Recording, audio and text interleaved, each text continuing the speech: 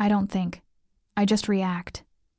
The thought is a ghost, a flicker in the storm of adrenaline that has become my life. Two men, shadows with hungry eyes, have an old woman pinned against the graffiti-scarred brick of the alley beside the diner. Her purse is the prize, a small leather thing clutched in her white-knuckled grip. I'm holding a stack of dirty plates, the smell of stale coffee and grease clinging to my apron. My shift ended 20 minutes ago, but I stayed to help close, hoping for a free meal. That's my reality. A single, leftover sandwich is the highlight of my day. My feet are aching, a deep throbbing complaint that travels up my spine. My bank account is a joke, a 2-digit number that laughs at my existence. I have no business being a hero. Heroes have something to lose. I have nothing. Maybe that's why I do it. Something inside me, a wire pulled too taut for too long, finally snaps. The clatter of ceramic on concrete is explosive in the quiet night. I don't remember dropping the plates. I only remember the feel of the heavy, steel serving tray in my hand. It's cold, solid, real. I swing. Hard. The sound is a sickening thud, a wet crunch that echoes off the brick. One of the men grunts, stumbling back, his hand flying to his head. The other turns, his face a mask of disbelief that quickly curdles into rage. I don't give him the chance. I swing again, catching him on the shoulder. He howls. It's not a graceful fight. It's a desperate, ugly flailing, a cornered animal biting back. They could kill me.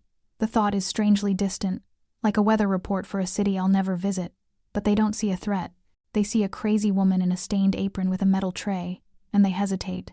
That hesitation is all it takes for the wail of a distant siren to slice through the air. Their greed evaporates, replaced by primal fear. They scramble away, melting back into the darkness from which they came. Silence descends, thick and heavy, broken only by my ragged breaths and the old woman's quiet, terrified sobs. I drop the tray. It clangs against the pavement, a final, tinny punctuation mark. My hands are shaking so badly I have to clench them into fists. The woman, whose name I learn is Elena, presses her driver's card into my palm. Her skin is like paper, fragile and cool. "My son," she whispers, her voice trembling but firm. "He will want to thank you. He takes care of things." I try to refuse, but she insists, her dark eyes swimming with a mixture of gratitude and something else. Something that looks like pity. I pocket the card, assuming it's the gesture of a shaken woman. A kind thought that will be forgotten by morning. I help her into a taxi, watch it disappear, and then I walk home to my shoebox apartment, the adrenaline leaving a hollow, aching void in its wake. The next night, the void is filled with something else. Fear. It arrives in a car so black it seems to drink the streetlights. A silent, predatory beast of polished chrome and tinted glass, purring at the curb outside my dilapidated building. The engine doesn't make a sound, but I feel its vibration through the cracked linoleum of my floor. I'm watching from my window, a cup of lukewarm tea forgotten in my hands. A man steps out. He doesn't just exit the vehicle. He unfolds from it, a study in controlled power. He's tall, impossibly so, wrapped in a coat that costs more than my yearly rent. Even from 3 floors up, his presence is a physical force, a drop in atmospheric pressure that makes the air feel heavy and cold. He looks up, not scanning, but looking directly at my window, as if he can see right through the grimy glass and into my soul. My breath catches in my throat. I should move away. I should hide. Instead, I stand frozen, a moth mesmerized by a flame that promises not warmth, but incineration. Minutes later, a knock sounds on my door. It's not loud. It's a low, confident rap of knuckles against cheap wood. 3 distinct, deliberate sounds that carry the weight of an ultimatum.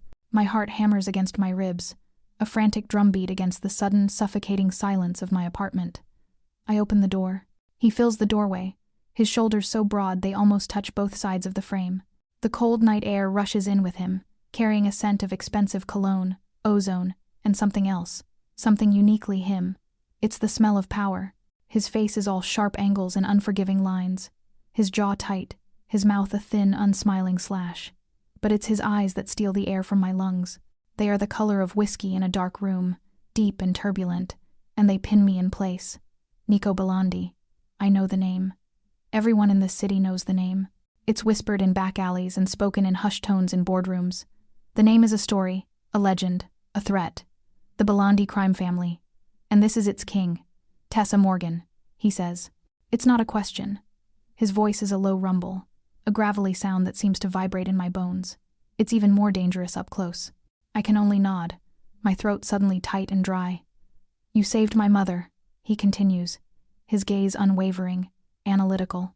He's assessing me, taking in my worn-out sweater, the peeling paint on the wall behind me, the sheer, unadulterated poverty of my existence. I feel a hot flush of shame, followed by a spike of defiance. She was in trouble, I manage to say, my own voice sounding thin and reedy. A debt has been created, he states, his tone flat, devoid of any emotion. My family does not leave debts unpaid. I shake my head, finding a sliver of my voice. I don't want anything. I'm just glad she's okay.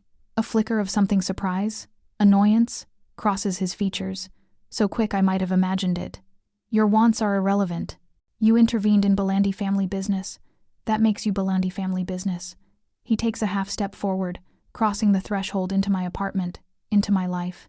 The space, already small, shrinks to nothing around him. He is a force of nature, a storm front moving into a teacup. That means you belong to me now. The words hang in the air between us, lethal and absurd. This isn't repayment. This is a claiming, a branding. I should be terrified. I should be screaming, slamming the door, calling the police as if they could do anything. Instead, my traitorous heart gives a sickening lurch, a painful thud against my ribs, and then begins to race. It's not just fear. It's something else, something dark and thrilling that I refuse to name. It's the terror of the fall, and the forbidden, secret wish to see if you can fly. I don't belong to anyone, I say, the words tasting like ash and rebellion. His lips twitch, the barest hint of a smirk. It's not a pleasant sight. It's the expression of a predator that enjoys the struggle. You do now, he says, his voice dropping to a murmur that is somehow more menacing than a shout. Pack a bag. You're coming with me. There is no room for argument in his tone. It is the voice of a man who has never been told no, or at least, has never had to hear it twice. My mind scrambles, searching for an escape route, a clever retort, anything. But there is nothing. The man in my doorway is an ending, the end of my life as I know it. And looking into his whiskey-dark eyes, I realize with a chilling certainty that he is also a beginning. He doesn't wait for my consent. He steps fully inside, his presence dominating the tiny room. The air crackles with his energy. He looks around, his gaze cataloging my meager possessions with an almost contemptuous disinterest. The threadbare armchair, the bookshelf filled with secondhand paperbacks, the single wilting plant on the windowsill. This is the sum of my life, and it is nothing to him. You have 5 minutes, he says, his back to me now as he stares out my grimy window at the city lights. He speaks as if the matter is settled, as if my compliance is a foregone conclusion. Rage, hot and sharp, cuts through the fog of my fear. You can't just walk in here and abduct me. This is insane. I helped your mother. I didn't sign up for whatever this is. He turns slowly, his movements economical and precise. What you did was make yourself visible, to my enemies as well as my friends. Last night, you were a nobody. Today, you are the girl who saved Elena Bellandi. Do you have any idea what that means on these streets? He takes a step closer, and I instinctively take one back, my spine hitting the cool wall. It means you are a target, a pawn, a way to get to me through my mother. They will see you as a weakness. And I, he pauses, his eyes boring into mine, do not tolerate weakness. His logic is twisted, a labyrinth of violence and paranoia, but a sliver of it rings true. The thought of those men, or men like them, coming back for me sends a chill down my spine. So what? I challenge, my voice trembling slightly. You put me under your protection? Like a pet? Like an asset, he corrects, his voice cold and clipped. An asset that I will protect. You will be safer with me than you have ever been in your life. You will have everything you need, food, clothes, a roof over your head that doesn't leak. His eyes flick upward to a discolored patch on my ceiling. In exchange, you will do exactly as I say. You will live where I tell you to live. You will speak when I permit you to speak. And you will not leave my property without my permission. Is that clear? It's a prison sentence. A gilded one, perhaps, but a prison nonetheless.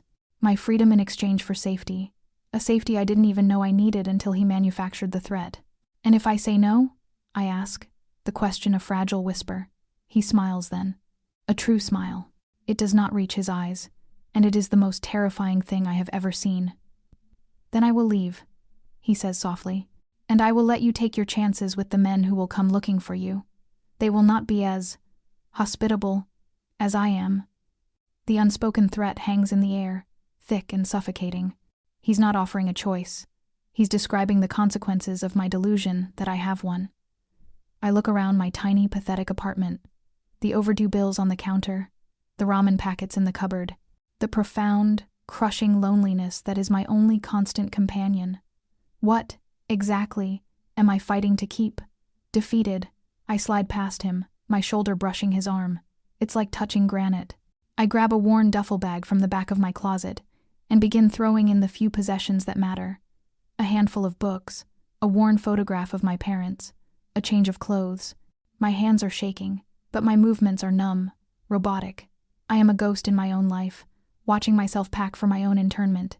He watches me, silent and still. His presence is a constant pressure at my back.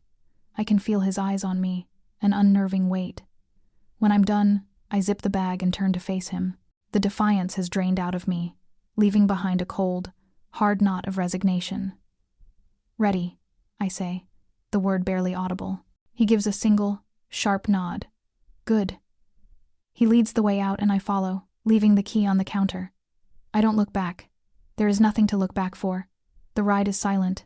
The car's interior is a cocoon of black leather and polished wood, smelling faintly of his cologne. The city slides by outside the tinted windows, a blur of neon and concrete, a world I no longer belong to. Nico drives with an effortless focus, his hands sure and steady on the wheel. He doesn't speak, and I am grateful for the silence. It gives me time to let the reality of my situation sink in. I, Tessa Morgan, a broke waitress with a smart mouth and a bleeding heart, am now the property of a Mafia boss. The thought is so ludicrous it borders on hysterical. I press my forehead against the cool glass of the window, watching the familiar, gritty streets of my neighborhood give way to wider, cleaner boulevards, then to winding roads flanked by high walls and iron gates. We are climbing, leaving the city bowl behind, ascending into the hills where the wealthy hide from the world. Finally, the car slows and turns, passing through a set of gates so immense they look like they belong to a fortress. A long, tree-lined driveway unfolds before us, leading to a house that is less a home and more a monument. It's a sprawling structure of dark stone and vast panes of glass, starkly modern and utterly intimidating. It looms against the night sky, its windows like watchful eyes, a sleek, beautiful prison. He pulls the car to a stop before the entrance and kills the engine. The silence that follows is different from the silence in the car. It is deeper, older. The silence of isolation. "Welcome home, Tessa," Nico says, his voice flat. It's a mockery of a welcome, and we both know it. Inside, the house is just as imposing. Soaring ceilings, minimalist furniture in shades of gray and black, and floors of polished concrete that echo with our footsteps. It is cold, sterile, and vast. A museum of wealth, not a home. There are no photographs, no clutter, no signs of life beyond the faint scent of lemon polish. A woman appears as if from nowhere. She is older, with her hair pulled back in a severe bun, and a face etched with a quiet, observant sorrow. She wears a simple black dress. "Sophia," Nico says, his tone softening almost imperceptibly. "This is Tessa. She will be staying with us. Show her to the guest suite in the East Wing. See that she has everything she needs." The woman, Sophia, looks at me. Her eyes are dark and intelligent, and they hold a flicker of something I can't quite decipher. Pity? Empathy? She gives a small, almost imperceptible nod. "Of course, Mr. Bellandi. This way, miss." Nico turns his attention back to me. "Sophia will take care of you. Do not leave this house. Do not try to contact anyone from your old life. My men are everywhere. You will not succeed." His eyes are hard as flint. "We will talk more in the morning." And with that, he turns and walks away, his footsteps echoing down a long hallway until he disappears into the shadows, leaving me alone with the silent housekeeper in this vast, empty tomb. Sophia leads me through a labyrinth of corridors. The silence is absolute, broken only by the soft whisper of her shoes on the floor. The air is cool and still. I feel like I'm walking through an art gallery after hours, a trespasser in a world not meant for me. The guest suite is larger than my entire apartment. A massive bed with a mountain of white pillows sits in the center of the room. One entire wall is a window, looking out over the glittering expanse of the city below. It's a breathtaking view, the view of a conqueror.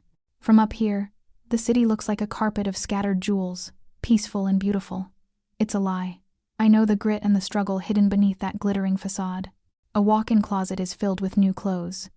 Dresses, sweaters, pants, all in my size. Shoes are lined up in perfect rows. On the marble vanity in the bathroom, a collection of expensive toiletries is arranged like soldiers awaiting inspection. He had this prepared. He didn't just decide to bring me here tonight. He planned it. The realization sends a fresh wave of cold dread through me. This wasn't a spontaneous act of protection. It was a calculated acquisition. "If you need anything, miss, please let me know," Sophia says from the doorway, her voice soft.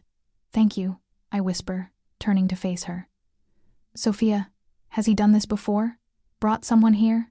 Her face remains impassive, but her eyes flicker for a second. "Mr. Bellandi is a private man. It is not my place to say." She pauses, her gaze softening just a fraction. "He is not a monster, miss. He is complicated. He protects what is his, ferociously." With that cryptic statement, she quietly closes the door, leaving me alone in my luxurious cage. I walk to the massive window and press my hand against the cool, thick glass. The city sparkles below, so close, and yet a world away. I am a prisoner, with the best view in the city. Sophia's words echo in my mind. He protects what is his, and I, apparently, am now his. The first few days are a study in silent tension. I exist in the house like a ghost. I wake up in the ridiculously comfortable bed, dress in clothes that feel like a costume, and wander the cavernous, silent rooms. I see Nico only at meals, which we take in a dining room so large our voices would echo if we ever chose to use them. We don't. He sits at one end of a long, dark wood table, and I sit at the other. The distance between us is a continent. He eats with a focused intensity, never looking up from his plate. I pick at the exquisite food Sophia prepares, my appetite a casualty of the suffocating atmosphere. The silence is a living thing, a third presence at the table, heavy with everything that is unsaid. I learn his routine through observation. He is up before the sun, spending time in a home gym that looks better equipped than most professional facilities. Then he disappears into his office, a room I am implicitly forbidden from entering, for hours. Sometimes I hear his voice, a low, angry murmur through the thick wooden door. He is a king ruling his violent kingdom from this sterile fortress on a hill. I spend my days reading from the vast library, a room that is the only place in the house that feels remotely warm or lived in. The shelves are filled with classics, histories, books on strategy and war. The mind of Nico Bellandi, laid bare in leather-bound volumes. I swim in the indoor pool, the water a cool, blue shock to my system. I walk the manicured gardens, always aware of the dark-suited men who patrol the perimeter, their presence a constant reminder of my confinement. They ignore me, their faces blank, but I feel their eyes on my back. I am a bird in a gilded cage, and I am slowly going mad from the silence and the inaction. The desperation of my old life seems almost preferable to this hollow luxury. At least then, I was fighting. Here, there is nothing to fight against but the crushing weight of my own powerlessness. One evening, about a week into my captivity, I find I cannot bear the thought of another silent dinner. I need to provoke a reaction. I need to know the man who holds my life in his hands is more than just a cold, silent automaton. When Sophia serves the main course, I clear my throat. The small sound is like a gunshot in the silent room. Nico's head snaps up, his whiskey-colored eyes narrowing on me. It's the first time he's made direct eye contact in days. The intensity of his gaze is a physical blow. Why am I really here? I ask, my voice steadier than I expected. He places his fork down, the silver making a soft click against the porcelain plate. I told you, for your protection. No, I say, shaking my head. Protection doesn't feel like this. This feels like punishment, or possession. You could have hired a bodyguard, put me up in a safe apartment. You didn't have to bring me here. He leans back in his chair, studying me. A long, unnerving silence stretches between us. I can hear the frantic beat of my own heart. Bodyguards can be bought, he says finally, his voice a low, dangerous purr. Apartments can be breached. The only person I trust to protect something is myself. The only place I know is secure is under my own roof. You are here because it is the only way I can be certain you are safe, and I need you to be safe. Why? I press, emboldened. Why does my safety matter so much? Because I helped your mother? That debt should have been settled with a thank you, maybe a check. Not this. I gesture around the opulent dining room. He leans forward, his forearms resting on the table. The movement is slow, deliberate, predatory. My mother is the only thing in this world that is not a part of this business. She is the only good, pure thing I have left. You saved her. You put yourself between her and them, with nothing but a piece of metal in your hand. His eyes bore into me.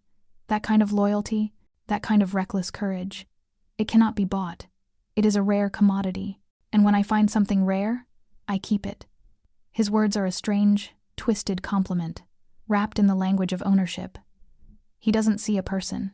He sees a rare artifact he has acquired for his collection. The realization is both infuriating and, to my shame, a little bit thrilling. I'm not a thing to be kept, I say, my voice low. Everything is a thing to be kept, Tessa, he replies, a dark amusement flickering in his eyes. The only question is who is strong enough to do the keeping. The conversation ends there. He picks up his fork and resumes eating as if nothing has happened, leaving me to grapple with the chilling implications of his worldview. He is a dragon, and I am a piece of gold he has added to his hoard, and heaven help anyone who tries to take me. A few nights later, a storm rolls in from the coast. It's a violent, furious thing, throwing sheets of rain against the glass walls of the house and shaking the foundations with peals of thunder. The power flickers once, twice, then dies completely, plunging the house into a sudden, shocking darkness. My breath catches. The darkness is absolute, a thick, velvety blackness that swallows everything. The only light is the occasional terrifying flash of lightning that illuminates the room in stark, ghostly detail. I am in the library, and my first instinct is to panic. I hate the dark. A stupid, childish fear, but a potent one. I stumble to my feet, my hands outstretched, trying to navigate my way toward the door. My heart is hammering. A floorboard creaks nearby. I freeze, every muscle tensed. Tessa? Nico's voice cuts through the darkness. Close. Too close. I didn't even hear him enter the room. I'm here, I managed to say, my voice a squeak. A moment later, a small, bright flame blossoms in the darkness. He is standing a few feet away, holding a lighter.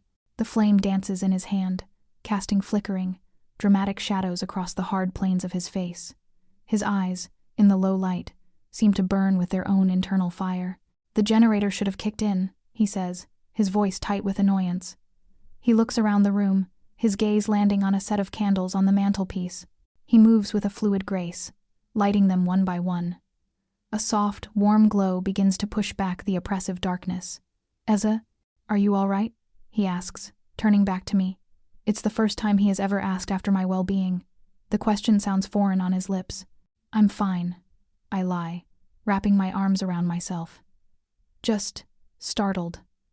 He watches me for a long moment, his expression unreadable in the wavering candlelight. The storm rages outside, a wild, chaotic symphony that somehow makes the silence inside the room even more profound, more intimate. We are two people, trapped in a fortress, surrounded by a world gone mad. You're afraid of the dark, he states. It's not a question. I feel a flush of embarrassment. A little. He doesn't mock me. Instead, he walks over to the large fireplace, kneels, and begins expertly laying a fire. The scrape of wood and the crinkle of paper are the only sounds besides the storm. Within minutes, he has a fire crackling to life, its warmth and light a welcome comfort. He stands and turns to me. Better? I nod, my throat tight. This small act of kindness, of consideration, is more disarming than any of his threats or commands. It's a crack in the armor, a glimpse of the man beneath the monster. Why did you really bring me here, Nico? I ask again, my voice soft in the firelight. The storm makes me brave. He walks to the liquor cabinet and pours 2 glasses of amber liquid.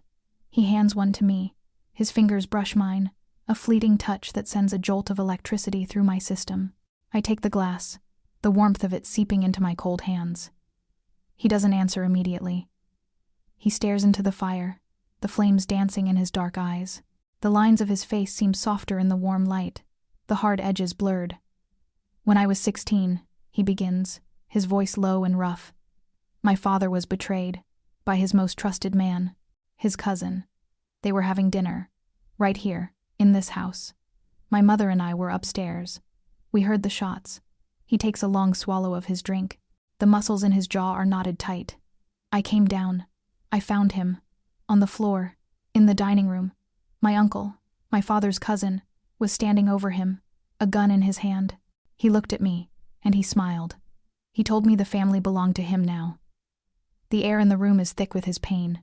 It's an old wound, but one that has clearly never healed. My father's men were loyal. They dealt with him. But I learned a lesson that night. Trust is a lie. Loyalty is a commodity you buy, and it's never guaranteed. The only people you can ever truly count on are blood, and even that can fail." He turns his gaze from the fire to me. His eyes are dark with a grief so profound it takes my breath away. My mother. She is all I have left of that old world. The world before. She is everything. And you saved her. You, a stranger, did what family should do. You acted without thought for yourself. You showed a loyalty that men who have sworn oaths to me would never be capable of. He takes a step closer. The heat from the fire is at my back, but the heat radiating from him is far more intense. "I brought you here, Tessa, because when I saw you, when I heard what you did, for a moment, I felt something I haven't felt since I was 16. He searches my face, his own expression a raw, vulnerable mask. "Hope. I brought you here because I am a selfish bastard, and I wanted to keep that feeling close. I wanted to see if it was real. The confession hangs between us, more intimate than a touch, more shocking than a kiss. He is not a monster. He is a broken boy, a king who inherited a bloody crown, desperately trying to protect the one piece of his heart that hasn't been corrupted. And in that moment, standing in the firelight with the storm raging outside, my fear of him dies. It is replaced by something far more dangerous. Compassion. The power remains off for hours. The storm eventually exhausts itself, its angry roars softening to a distant grumble, the rain a steady, soothing drumbeat on the roof. We don't speak much more. We don't have to. The silence between us has changed. It's no longer a weapon or a wall. It's a space, filled with a new, fragile understanding. We sit by the fire, drinking his expensive whiskey, which burns a warm path down my throat. He tells me more, not about the business, but about his mother. Stories from his childhood, before his world was shattered. He speaks of her kindness, her strength, and as he talks, I see the man he might have been, if not for that night. I find myself telling him about my own parents, about their long illnesses, and the mountain of debt that buried me after they were gone. I talk about my dreams of being an artist, dreams I packed away with my old sketchbooks when survival became my only masterpiece. He listens. He truly listens, his gaze never leaving my face. He makes me feel seen. It's a feeling so foreign, so intoxicating, that it makes my head spin more than the whiskey does. Sometime after midnight, the fire has burned down to glowing embers. A comfortable drowsiness has settled over me. "You should get some sleep," he says, his voice a low murmur. I nod, but I don't move. I don't want to leave the warmth of this small bubble we've created. He stands and offers me his hand. I hesitate for only a second before placing my hand in his. His grip is warm and strong, his fingers wrapping around mine. He pulls me gently to my feet. The world sways for a moment, and I stumble against him. His free arm comes around my waist to steady me, pulling me flush against his chest. I can feel the hard, solid muscle through his shirt, the steady, rhythmic beat of his heart. I look up, and my breath catches. His face is inches from mine. His eyes are dark, searching, all traces of the cold Mafia boss gone, replaced by a raw, naked want. This is the turning point, the moment where everything could change. The air is thick with unspoken questions. He lowers his head, slowly, giving me every opportunity to pull away. I don't. His lips meet mine. The kiss is not what I expected. It's not rough or demanding or possessive. It is tentative, questioning, achingly gentle. It's a kiss full of the night's confessions, of shared loneliness and a desperate, burgeoning hope. I melt against him, my hands coming up to grip his shirt, pulling him closer. The gentleness gives way to a deeper passion, a fire that has been simmering beneath the surface since the moment he appeared at my door. It's a kiss that speaks of longing and loss, of finding an anchor in a storm. When he finally pulls away, we are both breathless. He rests his forehead against mine, his eyes closed. Tessa, he breathes, my name a prayer on his lips. The power chooses that moment to flicker back on. The lamps in the library flare to life, chasing away the shadows and our fragile intimacy. The spell is broken. We spring apart, the sudden brightness feeling like an intrusion. The walls are back up, the distance between us restored. But something has irrevocably shifted. We can't go back to being jailer and prisoner. We have seen the truth of each other in the dark. The next morning, the change is palpable. When I come down for breakfast, Nico is already at the table. But instead of sitting at the far end, he is at the seat next to mine. He pours me a cup of coffee, his movements easy, natural. "Good morning," he says, and there is a warmth in his voice I have never heard before. "Good morning," I reply, my cheeks flushing at the memory of our kiss. The house no longer feels like a prison. It is still a fortress, but now it feels like a sanctuary. Nico begins to include me in his life. He takes me into his office, a room of dark wood and the scent of old paper, and shows me the legitimate side of his businesses: shipping companies, real estate, restaurants. He is a brilliant strategist, his mind sharp and incisive. He asks for my opinion on designs for a new hotel, and he actually listens to my ideas. He discovers my old sketchbooks in my duffel bag. He doesn't mock my forgotten dreams. He has a room cleared and converted into an art studio for me, filling it with canvases, paints, charcoals, everything I could ever want. "A person needs a purpose," he says, standing in the doorway as I stare, overwhelmed, at the incredible gift. "This is yours." I begin to paint again. For the first time in years, I paint the view from my window, the storm, the firelight. I paint him, trying to capture the conflict in his eyes, the hard lines of his face, and the hidden softness I now know is there. I am falling for him. It's a terrifying, exhilarating freefall, and I don't even try to stop it. I am beginning to feel safe, not just physically, but emotionally. I am beginning to feel happy. And that is when the world comes crashing down. It happens during a visit from his mother. Elena Bellandi comes for lunch one Sunday. She is just as I remember her, a small, elegant woman with kind eyes and a core of steel. She greets me with a warm hug, her gratitude palpable. "I knew my Nico would take care of you," she says, patting my cheek. "He is a good boy. He has too much of his father's darkness in him, but his heart is good."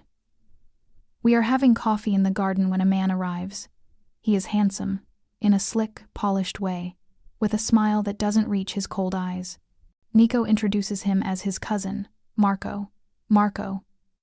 The name of the man who betrayed his father was never mentioned, but a cold knot of dread forms in my stomach. This can't be him. He'd be dead. Perhaps a son, or a nephew, a relative of the traitor. "Tessa," Marco says, taking my hand and kissing the knuckles. His touch is clammy. "The angel of mercy. The whole city is talking about you. It's a pleasure to finally meet the woman who has so thoroughly captured my cousin's attention." His eyes slide over to Nico, a flicker of something venomous in their depths. Jealousy, ambition. Nico's posture is rigid, his hand resting possessively on the back of my chair. "Marco, what do you want?" "Just paying my respects to Aunt Elena," Marco says smoothly, but his eyes are on me. "And to welcome the newest addition to our family." The way he says the word makes my skin crawl. The visit is short and tense. Marco leaves, but the pleasant atmosphere of the day is shattered. A shadow has fallen over our sanctuary. "Stay away from him," Nico says to me later, his voice a low growl. "He is not to be trusted. He's your cousin," I say. "Blood can be the most dangerous poison of all," he replies, his eyes dark with old memories. A week later, Sophia comes to my studio. Her face is pale, her hands twisting in her apron. She is holding an envelope. "Miss Tessa," she says, her voice a frightened whisper. "This was left for you, not through the usual channels. I found it by the back gate." My hands tremble as I take it. My name is written on the front, in an unfamiliar script. Inside is a single photograph. It's grainy, taken from a distance, but the image is unmistakable. It's me, swinging the metal tray in the alley. But there's something else. In the background, half hidden in the shadows, is a third man. He is not one of the muggers. He is watching, and as I look closer, my blood runs cold. It's Marco. Beneath the photo, a few words are typed. It was never random. He put you in his mother's path. You were the key. He used you to get to her. Ask him about the Rossi deal. The air leaves my lungs in a painful rush. The studio, my beautiful sanctuary, suddenly feels like the scene of a crime. It can't be true. A setup? He orchestrated the entire thing? The mugging? Our meeting? Everything? My mind reels, trying to reject the idea, but the pieces start to fall into place with a sickening click. His immediate arrival, the way he claimed me, as if he had a right, the clothes that were already waiting for me. It wasn't a plan born of my heroism. It was a contingency he already had in place. The Rossi family were his biggest rivals. A deal? What deal? Was his mother the price? And I was the tool to get her out of the way. To make it look like a random act of violence would take her? No, that doesn't make sense. He loves his mother. But maybe he needed a reason to escalate a war with the Rossis. A public attack on his mother would be the perfect justification. He just needed a hero to save her so she wouldn't actually be harmed. A disposable, unknown hero. Me. The betrayal is a physical blow, stealing my breath, shattering the fragile trust we had built. The vulnerability he showed me during the storm, the kindness, the studio. Was it all a lie? An act to ensure his new asset remained compliant? I feel a cold, hard rage building in my chest. I storm from the studio, the photograph clutched in my fist, and march toward his office. I don't knock. I throw the door open. He is on the phone, his back to me. He turns, a flash of annoyance on his face that vanishes when he sees my expression. He ends the call abruptly. Tessa, what is it? I throw the photograph onto his desk. It lands face up on a stack of papers. Explain this, I say, my voice shaking with a fury I have never felt before. He looks down at the photo. His face goes utterly still, a mask of stone. He doesn't look surprised. He looks caught. And in that moment, I know, it's all true. Who gave you this? He asks, his voice dangerously quiet. Does it matter? I scream, the sound tearing from my throat. Is it true? Did you set it all up? The mugging? Was I just a pawn in some sick game you were playing with the Rossis? He looks from the photo to me, and for the first time, I see a flicker of desperation in his eyes. Tessa, it's not what you think. Isn't it? You needed a pretext for a war, so you offered up your own mother as bait?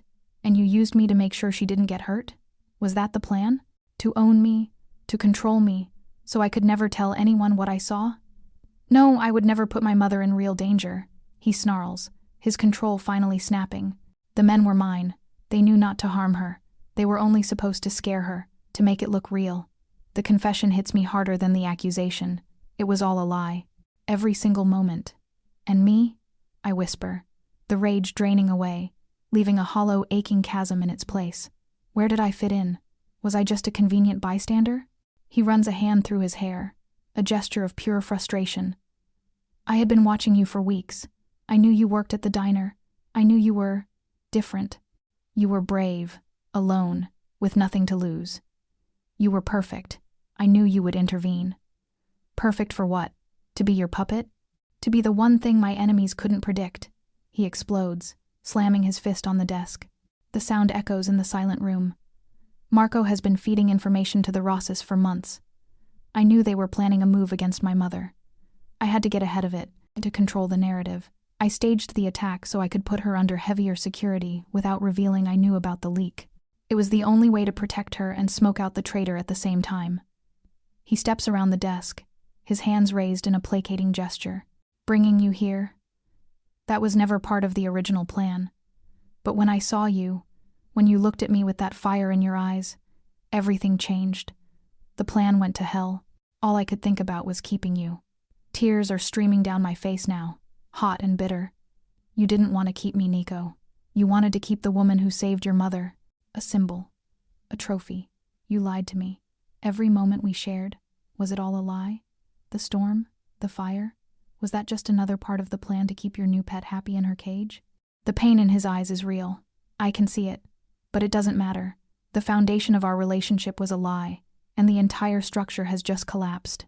No, he says, his voice thick with emotion. None of that was a lie.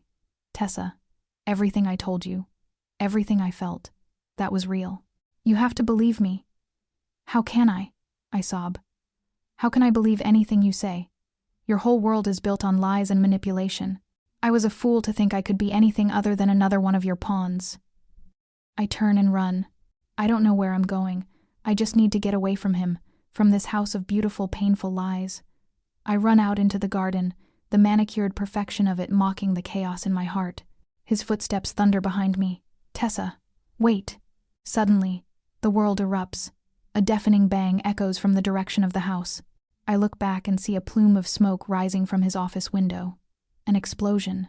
Nico tackles me, throwing us both to the ground behind a stone planter, just as a spray of automatic gunfire rips through the air where we were standing, chewing up the pristine lawn. Marco. Nico snarls, his body shielding mine. He made his move. The garden, my peaceful sanctuary, has become a war zone. Nico's men are returning fire, their shouts mixing with the roar of engines as cars screech up the driveway. This is it. The external threat has arrived, born from the internal betrayal. Nico pulls a gun from an ankle holster. His face is a mask of cold, lethal fury. The man from the night of the storm is gone. The Mafia boss is back. Sophia, he yells into a small radio. Get my mother to the panic room, now! He looks down at me, his eyes blazing. I have to end this. Stay here. Stay down. He starts to move, but I grab his arm. No. He looks at me, surprised. You can't trust anyone, I say, my voice clear and steady despite the chaos around us. The shock has burned away my tears, leaving a cold, hard clarity. He planned this. He knew your security protocols. He knew how to create a diversion. You don't know who is still loyal. He hesitates, because he knows I'm right. I know this house now, I say, my mind racing. The vents, the old service tunnels Sophia showed me. I can get to your mother, make sure she's safe. They'll be looking for you, not me. He stares at me, a war raging in his eyes. The need to protect me versus the tactical advantage of my idea. For the first time, he has to trust me. Not as an asset, not as a possession, as a partner. The tunnel entrance is behind the wine rack in the cellar, he says finally, his voice tight. The panic room is behind the wall in her suite. The code is her birthday. Go. He presses his gun into my hand, just in case. Then he kisses me, hard and fast. A desperate, brutal kiss that tastes of fear and gunpowder. Be safe, Tessa. Then he is gone, a ghost moving through the chaos, drawing the fire, leading the fight. I run. I race through the house, the sounds of the firefight fading behind me. I find the cellar, the wine rack, the hidden door. The tunnel is dark and smells of damp earth. I use the light on my phone to guide me, my heart pounding a frantic rhythm against my ribs. I am no longer a victim. I am no longer a pawn. I am making a choice. I find Elena's suite. Sophia is with her, both women pale but calm. Tessa, thank God. Elena breathes. Nico? He's fighting, I say. We have to get you to the panic room. I enter the code, and a section of the wall slides open, revealing a small, steel-reinforced room. As I'm ushering them inside, I hear footsteps in the hall. Heavy, hurried footsteps. I push Elena and Sophia inside and turn, raising the gun Nico gave me. My hands are shaking, but my resolve is firm. The door to the suite bursts open. Marco stands there, a gun in his hand, his handsome face twisted into an ugly sneer. Well, he says, his eyes landing on me. The loyal little stray. I should have killed you in that alley. It's over, Marco, I say, my voice steadier than I feel. Nico knows everything. He laughs, a cold, empty sound. Nico is busy. By the time he's done, I'll be gone, and his beloved mother will be gone with me. The family will need a new leader, a stronger leader. He raises his gun. I know in that split second that I have to shoot. It's him or us. The girl who used a serving tray to save a life now has to use a gun to take one. But before I can pull the trigger, a shot rings out. Not from my gun. Marco's eyes go wide with surprise. A red stain blossoms on his chest. He stumbles backward, his gun clattering to the floor, and then he collapses. Nico stands in the doorway behind him, his own gun smoking, his face grim. He walks past Marco's body without a second glance, his eyes only for me. The gun falls from my trembling hands. He rushes to me, pulling me into his arms, holding me so tightly I can barely breathe. I bury my face in his chest, shaking with the aftermath of adrenaline and terror. It's over. He whispers into my hair. It's over. You're safe. We stand there for a long time, surrounded by the quiet aftermath of the violence. The threat is neutralized. The traitor is dead. The war is over before it even began. Later, after his men have cleaned up the mess and the house is quiet again, we sit by the fireplace, the one from the night of the storm. The air is thick with unspoken words. The lie he told still hangs between us, a raw, gaping wound. I am so sorry, Tessa, he says, his voice rough with an emotion he can no longer hide. For using you, for lying, there is no excuse. My whole life has been a chess game, and I forgot how to see people as anything other than pieces. Until you. He turns to face me, his dark eyes filled with a desperate sincerity. What I feel for you is the only thing in my life that wasn't part of a plan. It's the only thing that's real. But I know I have broken your trust. The original arrangement is over. The debt is paid. You are free to go. I will give you anything you want: money, a new life somewhere else, anything. You are no longer my prisoner. He is offering me an escape. The gilded cage is open. I can fly away and never look back. I can go back to being Tessa Morgan, the broke artist, and leave this world of violence and secrets behind. I look at him, at this complicated, broken, dangerous man who tried to control the world and ended up losing control of his own heart. I see the king on his bloody throne, and I see the 16-year-old boy who lost his father. I see the man who built me a studio, and the man who lied to my face. And I know I can't leave him. My old life is gone. It was a life of quiet desperation, of just surviving. Here, with him, I have felt more alive, more terrified, and more loved than I ever thought possible. It's a messy, dangerous, complicated life, but it's real. I don't want a new life, I say softly. He looks at me, confusion and a fragile hope dawning in his eyes. I want this one. I continue, reaching out and taking his hand. His fingers curl around mine, a perfect fit. With you, but not as your possession, not as your prisoner. As what? He whispers, his voice hoarse. I lean in and kiss him. It's not a kiss of passion or desperation. It's a kiss of choice, my choice.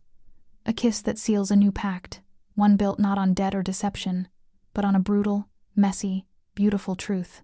When I pull away, I look him straight in the eye, my reflection captured in their whiskey-dark depths. As your queen. A slow smile spreads across his face, a real smile, one that reaches his eyes and transforms him. It's the smile of a man who has just been given the one thing he thought he could never have. Not loyalty, not power, but love. My queen, he agrees, his voice full of reverence. He lifts my hand to his lips and kisses it, sealing our new beginning. The fire crackles, the house is quiet, and for the first time, we are both truly home. I still don't understand how one moment can split a life in two, how a single choice, a single swing of a serving tray, can turn a broke waitress into the woman who changed a king's world. I wasn't brave that night. I was angry, tired, desperate. But maybe that's what courage really is, doing something impossible when you have nothing left to lose. Now I live in a house built on shadows, beside a man who once terrified me. And somehow, in the quiet after all the blood and fire, I've learned that love isn't soft. It's a fight. It's surviving the wreckage together. He calls me his queen, but what he doesn't know is I was never waiting to be crowned. I was waiting to remember who I am. If you've been with me through this storm, through the danger, the lies, and the kind of love that burns and heals at the same time, thank you. Tell me in the comments, would you have gone with him that night? Or slammed the door? Like this video if your heart raced with mine. Subscribe and ring the bell for the next dark, slow burn love story, and until next time, keep your heart brave, and never mistake fear for the end of the story.